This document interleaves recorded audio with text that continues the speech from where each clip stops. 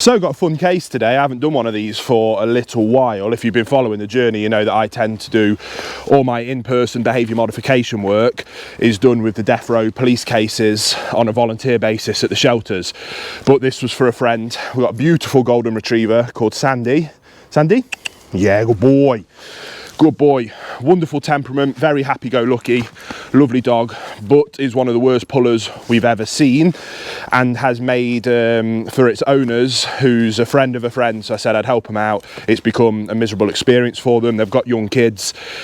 The cycle has begun where they are finding it very difficult to walk it, so it's not getting as much exercise, other behaviours start to slip in. So my goal of today, it's a very straightforward case for me, bread and butter. I miss doing these quite straightforward ones, is to go from a extremely bad puller through to beautiful heel walking, and I'm hoping we can do that in about 30 minutes. It'll be a really lovely thing to do for them. So classic case, not a bad dog, not an aggressive dog, not a reactive dog, just a dog with no engagement. So the foundation of what we need to start with is just simply building engagement. Now, as you can see, even just me moving around here, Sandy's not engaged with me at all. He's doing his own thing, he's looking where he's going. It's not a bad thing, it doesn't come from any kind of problems, like I say, aggression, dominance, reactivity, just no engagement. So all we're going to do is we're going to start with a tune-up. I brought him out on the training lead to start with, just to kind of get a feel for him, and I think all we're going to have to do is we're going to swap out to my trusty slip lead, and we're just going to do some directional changes, start to build up that engagement. Once I get that engagement, we're 75% of the way, then we'll tune it up, turn it into a heel with a bit of free shaping, and hopefully in 30 minutes or so we'll give this dog back beautifully heel trained with stunning engagement. Right, so all we're going to do is we've got the slip lead nice and high on his neck, and what we're going to do is start just doing some directional changes. So I'm not looking for any heel yet, but as he goes, Sandy, let's go. Sandy, let's go. Good. Sandy, let's go. Yes, good. Straight away. Sandy, let's go. Good boy. Sandy, let's go. Good. Sandy, let's go. Yes, good boy. That one I'm going to lavish with praise. So we're going to go back and talk about that one again. I'm not bothered about this. We're going to deal with all this later. What I'm looking for is when I mark it with that Sandy, let's go, and I turn, is that he's engaged with me and comes. If he doesn't engage with me and ignores my command and he's off in the distance somewhere else, a little bit of lead pressure from the slip lead is going to inherently correct that for me, and it's going to make him just snap him out of it and go, oh, yeah, this way. Next time, Sandy, let's go, is going to mark that behaviour with, oh, we're going this way. That's how we build that engagement. It really isn't rocket science. It's just a little bit of finesse at the right time of when you apply that lead pressure. So I'll show you that again. Let's go. Sandy, let's go. Oh, yes, good boy. Let's go. Oh, good boy. Let's go. Yes, good. So already you can clock this. He's starting to engage with me already because he's waiting for me to make my movement. Sandy, let's go. Yes. That could be a little bit better. So he's still doing his own thing, but we're at that 50% where he's checking back to me now. So we're starting to build engagement. Sandy, let's go. Oh, good boy. Yes. Oh, good boy. And you'll notice at this point, I'm not using any food work. And look at the difference already. From a little bit of engagement, Sandy, let's go. Oh, good boy. We're already at a one finger walk. This we can tune up.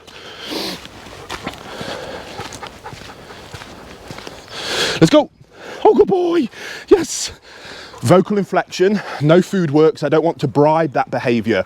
I want that behaviour to come from legitimate relationship and engagement with me. Later on, I'm going to bring in food reward. I'm going to lavish it with food reward when we're really dialing in the heel work. But for now, engagement shouldn't be a bribery, a result of bribery. It should be a result of relationship and communication.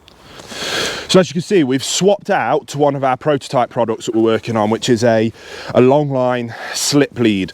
The reason I've done this is because, as you already saw, we're making huge levels of progress with engagement, but with him being so energetic, so boisterous, so lively, he is naturally reaching the end of the slip lead very quickly, which isn't giving me a lot of time to get my timing and finesse for those directional changes in.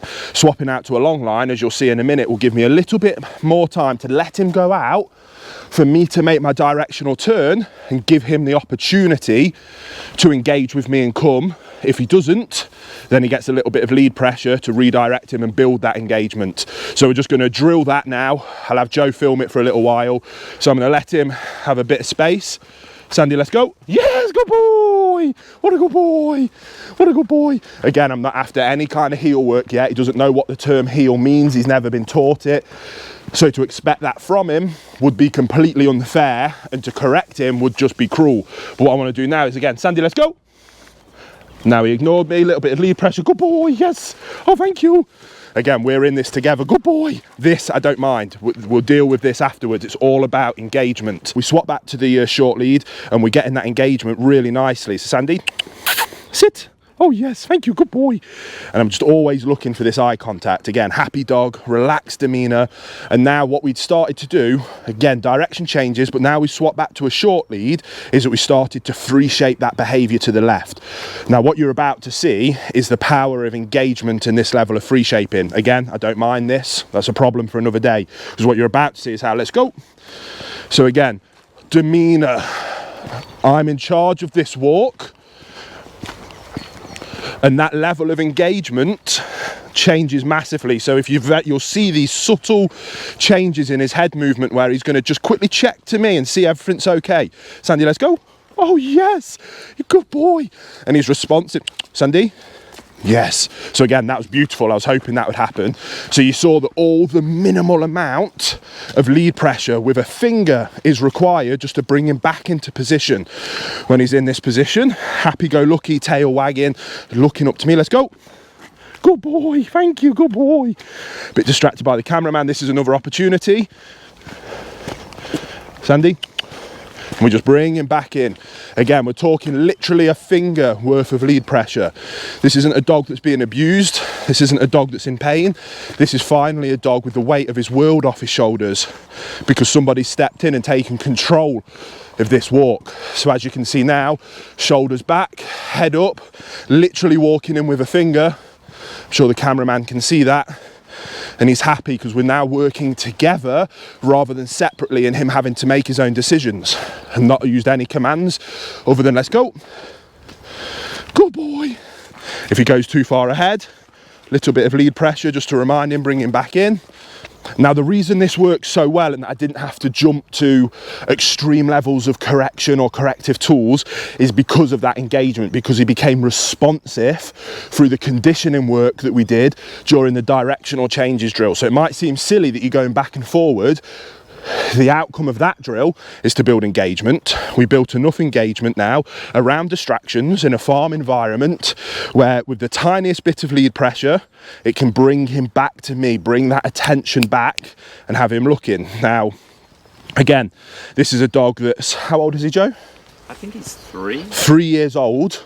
And in 20 minutes, his life has been transformed through a little bit of leadership, guidance and direction.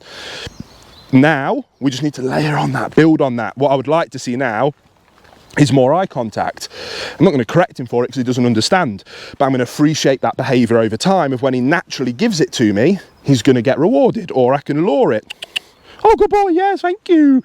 So with a little noise, it got his attention, he looked up to me, then we praise and reinforce that behaviour. What that starts to build up in his mind, especially an incredibly intelligent mind like you, aren't you, is that, oh, when I make eye contact, he's nice to me. I could have food rewarded that if I want to. I don't think he needs it. Same principle again.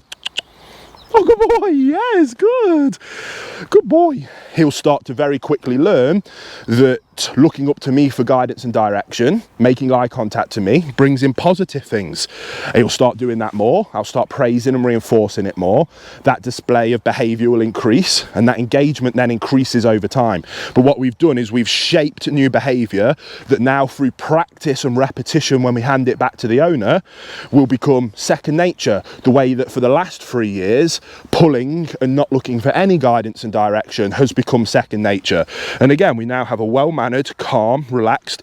If you can go back to the start of the video and look at the energy level differences, it's these things that mean more to me When I talk about the weight of the world comes off a dog's shoulder when you step in and take the steering wheel, that's what you see in here. Calm, relaxed, rather than giddy, jumpy. It's not necessarily hyperactive or playful. Oftentimes it stems from anxiety or fear. So we've got a beautiful example here. What a lovely distraction. Somebody just rocked up to the farm. We're now going to do this again. Look at difference straight away. Attention's been broken, but I need to bring this back to me. Oh, good boy, thank you. Good boy. Let him know that when you look up to me, everything's okay. And we're going to just, right, so he's distracted by this. Sandy, let's go. Look at that, beautiful. Okay, boss, where are we going? One finger walking, shoulders back, chest up. I'm in charge of this. I'm not asking you to not look at that car. I looked at the car. Something new's here. Who's that? Why are we doing it? But I've said it's time to go, so we go. I say, let's go.